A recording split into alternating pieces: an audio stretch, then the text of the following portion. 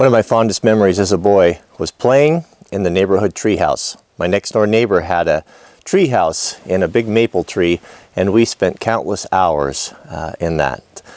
So today, this is video one of a new series where Jack and I are going to build a proper treehouse. So this is the tree we've selected. A very old maple tree that's right off the corner of the house. We have the garden there. We can have a bit of a kind of a deck sticking out, overhanging, and a nice view of the mountain.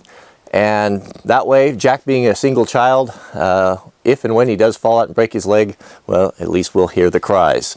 So that's where we're going to start. So the first thing we need to do is to get up there and do some limbing to kind of get ready for the structure itself.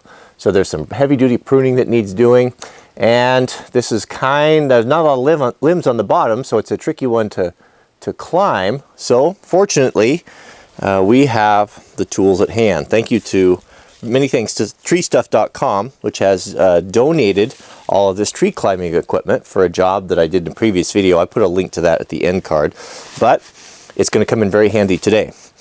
Also, I have something we're going to start with that I haven't yet tried. It's the tree bazooka. Check it out.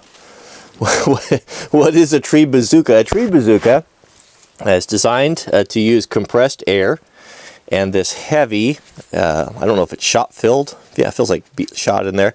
A 10-ounce Stein throw bag.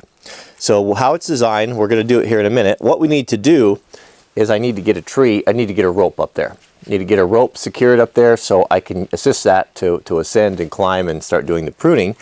How do you get a rope up there? I mean, you can throw it up there, but it's a long ways. It's a really big tree.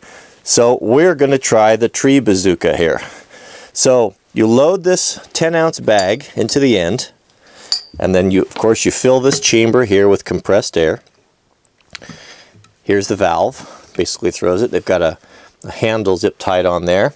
And then of course you've got the string line here, you tie this to the bag, and then that sends the rope up. And I think the theory is this is so heavy that this will fall down through the branches, and then we can pull up our main rope, one of our big ropes, with this line.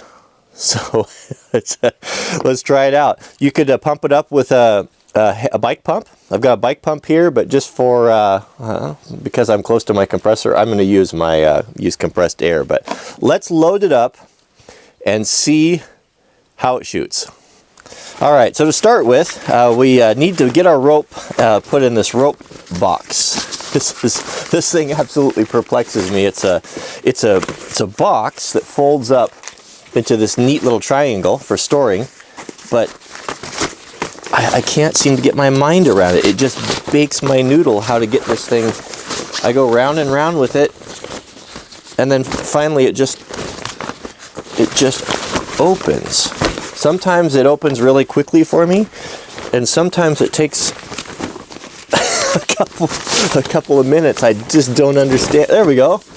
I don't know why that is so hard, but anyway, there's our rope box.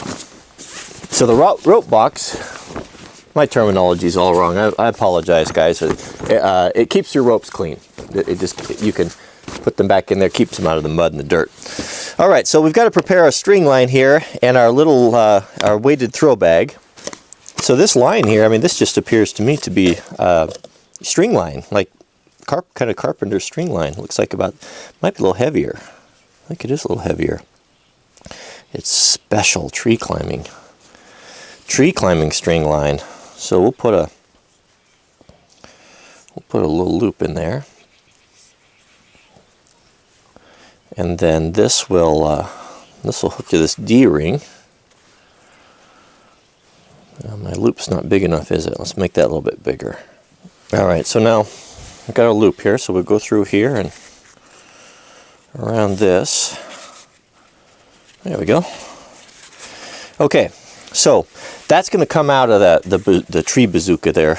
That's I've coined it that. I don't think that's what it's called. I'm going to call it the tree bazooka.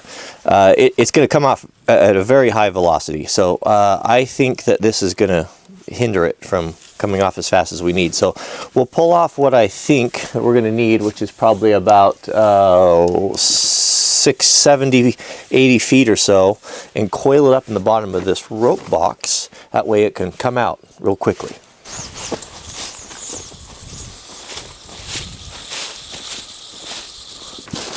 Okay, so I've got probably 70 feet pulled off or so.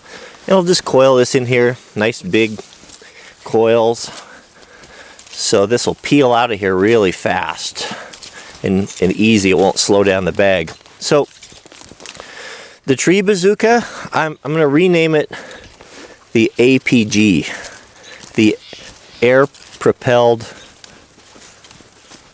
or is it the ABB? The air propelled bag. APB. It's the APB. It's an all points bulletin. Okay. All right, we're all set. Oh, there's a little pocket there. Look at that little pocket for the bag. All right, so the APB launcher is pretty simple. It's just an aluminum pipe, threaded. It's got a cap on the end. It's got a handle. Schrader valve there, tap it into the side to fill it. So we got an air chamber here, and then we've got a ball valve, a quarter turn ball valve that will pull quickly. We'll release the air, and then put the projectile out the end there. Pretty straightforward. Didn't come with any instructions here. How much pressure? How much pressure are we thinking? Well, you know what? This is YouTube, so let's go big. Let's go about 100. Let's go about 100 pounds or so. So I got my air gauge here. Whoops. It's not going to work if we don't close the valve. Of course. Okay. What we got there? Oh, we got some metric nonsense. Oh, metric nonsense on two sides.